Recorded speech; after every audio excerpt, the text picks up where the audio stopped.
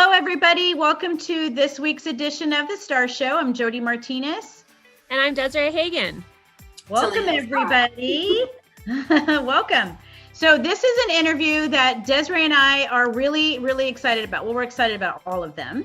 But this agent particularly is very busy and very successful. And so coordinating this interview and getting this in alignment with something that we've been anticipating for a long time. And I know that you guys are going to find this is going to be a huge treat for you. She's going to have a lot of fun information to share with you. And she's just such a joy and such a pleasure to talk with. So let me introduce to you Talea Viscarra. She's from our Century 21 Roseville office. So welcome, Talea, to the show. Thank you. You're welcome. To be exact, I think we started this about 6 months ago is how long ago we tried. Yeah, so that just goes to show you agents out there, Desiree and I are relentless, okay? We're coming after you, okay? So if we've asked you to be on our show, we're coming after you. Yeah. So thank you. Thank you for taking some time out of your busy schedule to meet with us today. We're excited to just kind of sit down and have a chat with you and just kind of find out what's going on with your world. But I know you really well, but some of the agents who are watching do not. So why don't you just tell us a little bit about yourself, how long you've been in real estate, what brought you into real estate, tell us a little bit about your family, just so our audience can get to know you a little bit. Sure. So this July will be my 17th year in real estate. Wow. So I've done it for just a little bit. And what actually got me started in it, I would have to say, is my oldest daughter. Because I knew when I was pregnant with her that I was going to be a single mom. So I was trying to think of what I could do that would support us and allow me to still take care of her, because daycare wasn't really an option for me. So when I was younger, I had been an au pair for a realtor, and I saw how successful she was. And that was kind of always in the back of my mind. So when it came due that I was in that, driver's seat of being a mom and trying to navigate a career, this is what came up. So I studied, and here we are. Wow. 17 years later, that's amazing. Yeah. Well, Desiree and I can really relate to that. And that is one of the great things about real estate, right? Is that provides that kind of flexibility. Mm-hmm. And it's something I think that really attracts a lot of agents to the business initially, right? I know for a lot of our students in our real estate school, both Desiree and I, we do ask them why are some of the reasons why they want to be in real estate. And I would say that the flexibility of a schedule and being your own boss is probably the top reasons why people choose real estate. So that's great. That's an awesome story. And here you are 17 years later, and look what you've done with all your success. Thank you. Thank you. Yeah. That's awesome. So tell us how long you've been with the Select Group. It's about 9 years, if my memory serves me right. March will be 9 years. Okay, great. So you're a veteran of the company. That's awesome. And tell us some of the things that you right now currently in this kind of climate. I know things have really changed with with the pandemic and just having to move everything through Zoom like we're doing now. Sure. And facilitating doing business a little bit differently. Maybe just share with everyone how you've navigated 2020. You still had a lot of success last year, like a lot of our agents did. Maybe just talk a little bit more about, how that worked in terms of you pivoting your business and what that kind of looks like for the new year. Yeah, I think you're right. I think Zoom was a big component. Obviously, we still stay connected within offices because of that. But what I've utilized too a lot of is Facebook videos. I can't be in person meeting my clients. And so I try to post updates, and not just a post, but an actual video where they're still hearing me, they're still seeing me, they're watching me doing my day life, and trying to connect that way, saying, hey, what's up? I posted a couple of contests, guess this, to try to interact and stay connected. What is everybody else up to? What is everyone looking forward to doing when this is over? What do you miss most? Just staying engaged. Emails are great, but they're not as personable. So mom videos are really big because, again, you're keeping that connection. But my favorite has to be, I would say, the Facebook Live videos, because you get that interaction with them. And then just making a point, I have on my calendar every other day, I set out to try to call or text at least 5 clients. So I'm constantly keeping in contact with them, because I think that's really important right now. Yeah. Absolutely. So I love how you set goals for yourself of making a certain amount of contacts a day, and that you stay relevant and live and in touch with your clients through social media. You shared a story with us before we started recording today that was absolutely amazing. We just spoke about, starting out as a new agent and your motivations. and how long you've been in real estate. So why don't you share the story that you told us a little bit earlier about one of the tactics and the goals that you had for yourself as a new agent and how it paid off several years later? Sure. So I had a mentor that told me that if you want to be successful in this, 10 business cards a day minimum. And I took that to the most literal sense. And he said 10. And so I went, okay, I'll do 20. So I passed out a business card to absolutely every single person that would even look my way, really. And I'm sure a few of them were petty acceptances. They just took them to shut me up and take them. But it paid off, because what I shared with you was that as of today, I got in contract one of my listings that went on a week ago from someone that took one of those business cards 17 years ago. No other communication between then and now. Called me up 17 years later and said, we want you to list our house. We got your card from you, XYZ. So, and it kind of threw me when they said what it was. It was just a complete shock to me. And it just goes to show that you never know when you plant a seed when it's going to come to fruition. So plant those seeds everywhere you go. Let everyone know what you're doing, because if they don't know you're doing it, then they don't know to ask you for the help with it. So that would be my key point to tell anyone that's new in the business or even old in the business. I mean, I still wear my name tag when I go to the grocery store, and you never know when someone goes, oh, you're in real estate. What is this? And you strike a conversation and pass out that card.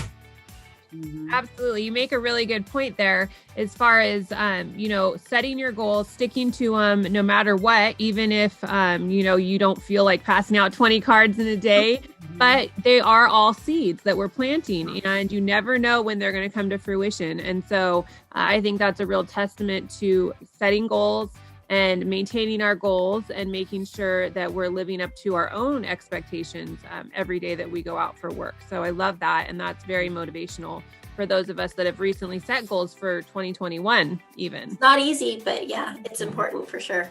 It definitely sounds like it pays off. Yeah. Yeah, I love that. That's one of the things that Desiree and I really talk a lot about in our Select Success classes, right? So we talk a lot about, staying in contact with everyone, like you said, and even, handing out your business cards. I mean, that's your best form of advertisement, right? In fact, we joke around all the time and say, don't be a secret agent, right? So to validate what you just said, wearing your name badge, because you never know where you're going to be when someone might, you'll be out and about somewhere and somebody might have a question about real estate and they'll see your name tag and they'll ask questions, because everyone likes to talk about real estate, right? Yep. And so those are some really simplistic ways to really get your name out there and get going. So I'm sure you've seen a lot of, different types of transactions throughout your 17 years in the business. And just share with us maybe some of the things that you throughout the years, maybe one of your funniest transactions, or maybe one of the most challenging transactions, or maybe the most inspiring transactions. And maybe the inspiring transactions might be something that we really want to share with them, which is, I feel, is pretty impressive. Do you want to talk about that? Sure. Probably my most challenging, I would say, would have been a recent one I did in Folsom. It was a divorce situation. It was very high profile. I actually got subpoenaed to go to court on 3 different occasions under oath. So that was a big one. And I think every real estate transaction teaches you something, because there's no two alike. They're like a snowflake, right? Like, you think you've got it, and I don't care how long you've been in the business, you think you've got it under control, you know how it's going to go. It should be textbook, but there's always that variance of something that can happen, and it usually does. So it's a constant learning experience. I think my most memorable, I love working with first-time home buyers, so I can't name one specific one, but first-time home buyers for me they're so much fun to be part of that chapter of someone's life, getting a new home. And so I always like to really make an impression with them and give them some type of housewarming gift where they're going to remember, like, their first home, I helped them with that. And that to me is the most memorable, giving them their key and, getting to like see them go through the door for the first time and go, this is mine, and know that you helped them get it. That to me is the most memorable. So not one specific person, but that type of transaction is my most favorite. Love that. I totally love that.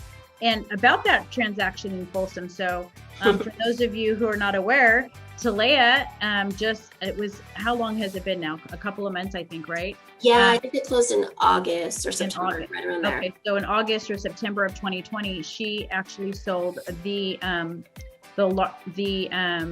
the property that had the largest sale price in the city of Folsom, and that's where I am. And so it was the highest recorded price. So that's awesome. Yeah, that was huge. And I think that's pretty amazing. Do you want to talk about how you got that listing? So interestingly enough, I sold that couple the land, about 7 years prior. That was their dream home. It was their forever home. They had their hands in every single detail of that home being constructed. Sadly, life took a turn for them and they ended up going through a divorce. So it was ordered for the home to be sold. That was a year-long transaction. So there's also a little bit of testimony. Don't give up.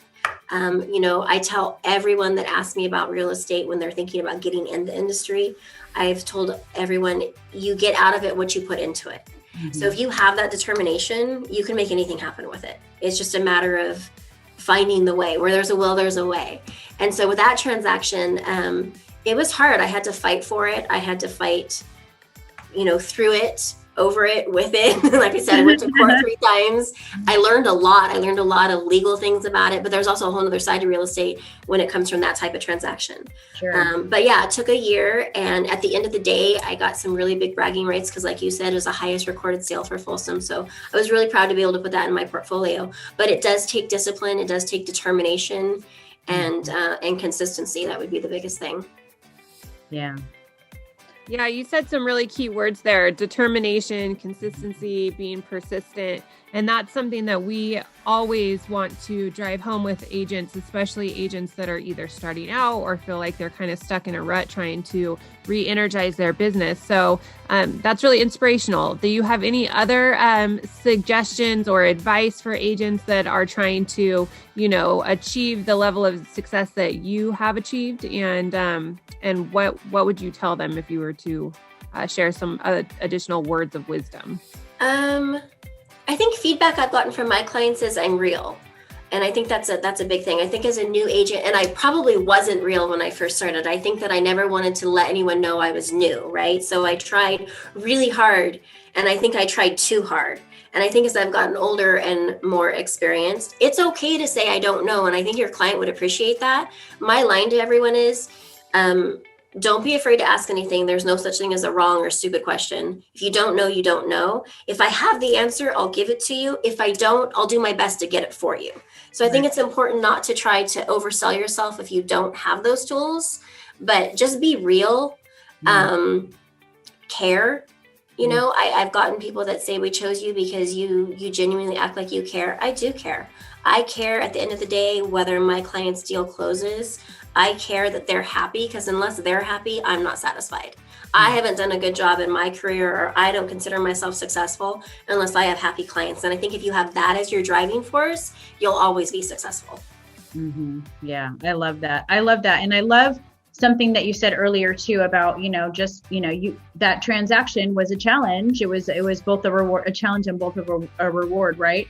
And I love that you said that, just sticking with the perseverance, because sometimes transactions like that might steer somebody away from the business, or they might get in their head, their little voice might start going, and they might not feel like they're cut out for the business, or that they don't want to have to deal with that. But I mean, it's just part of what we do as realtors. And, it's a very small percentage of times where you're going to have, those types of challenges. And I love that you just continue to persevere. And I would have to agree with you. I mean, your authenticity, you being authentic really comes out. And I think people really see that. And I think that if, somebody, maybe they're not there yet, or maybe they feel like that's something that they need to work on, or, maybe that's something that, there's a lot of different resources and tools out there for people who maybe need to work on, just being able to build that rapport and connect with people. And I think that's something that you've really done a really good job achieving. And I think that's pretty amazing. So what do you have going on for the new year? Tell us what's going on for the new year, some of your plans for 2021. Yeah, I actually launched an accountability video on my Facebook page because I've said it every year since my 10th year. And this is just goes to show how fast time flies. I sent off for materials to study for my broker's license, not because I plan on leaving Century 21. I wouldn't, they're amazing, but just as a continuance of growth. So that's one of my goals, is that by my anniversary date for my license in July, I would like to have my broker's license. And so I know a lot of agents put up, number of transactions. I'm pretty happy business-wise with where I'm at right now. So I would want to maintain where I'm at. I don't know if I could handle more with my crew. We've got 4 kids at home and 2 dogs and 2 cats and property and everything. So just kind of maintaining what I've got going. But as far as personal growth and business development for me, I want to try to get my broker's license this year. That's awesome. Well, you're speaking our language, right, Desiree? Because we're all about the education and the knowledge and the self-development. So I think there's no better place that you can really, spend your time, because I really feel like the more we develop ourselves as individuals, the more we grow in business. And I really do think it starts there. And I think that that will only outflow across all aspects of your life, right? If you're getting better and you're doing self-improvement, it's going to help everything in your life. So I think that's an amazing goal, to have. So any last, things that you want to say, or words of encouragement, or, we can just, I know us ladies can just sit here and chit chat all day, but is there anything maybe specific that, what would you tell your younger realtor self? Here you are 17 years later, that if you would have maybe known that things you would have done things differently, or maybe your ramp up time would have been faster, or, if somebody approaches you and says, I know you've mentioned some things, but what would be maybe some final thoughts in our closing of our interview today? I would say educate yourself. I know you guys offer the classes, utilize those. I started out in a smaller mom and pop brokerage, and I feel like the core foundation of my ethics came from him, but he wasn't extremely advanced with some of the things that are offered as far as tools and so forth. So I think that I started a little backwards that way. Mm-hmm. And that's why even now, sometimes I struggle. People joke and they're like, okay, you're one of the younger ones in the agent, but you're also like the oldest person, because I still do things by paper. It's not the most efficient way, right? But it's the way that I know. So I think that if I had it over to do it again, I would say be a little more advanced and stay current with what's offered. There's a tons of tools, whether it's through the company you work with or even through your local association. There's a lot of educational things that I did not take advantage of. So I wish I would have done that. Yeah, really good advice. Really good advice. Any closing remarks, Desiree? No, we just want to thank you so much for joining us today. You've been super insightful and motivational for us and our listeners. And so we just appreciate your time. Well, thank you for having me. It was fun. Yes. And I'm so glad that the 3 of us were able to get together again. And we'll definitely do it again in the future. So again, Talia, thank you so much, and much success to you in the new year. Thank you. Likewise. You guys stay safe. Okay, guys, thank you again for joining another edition of The Star Show. We'll see you next time.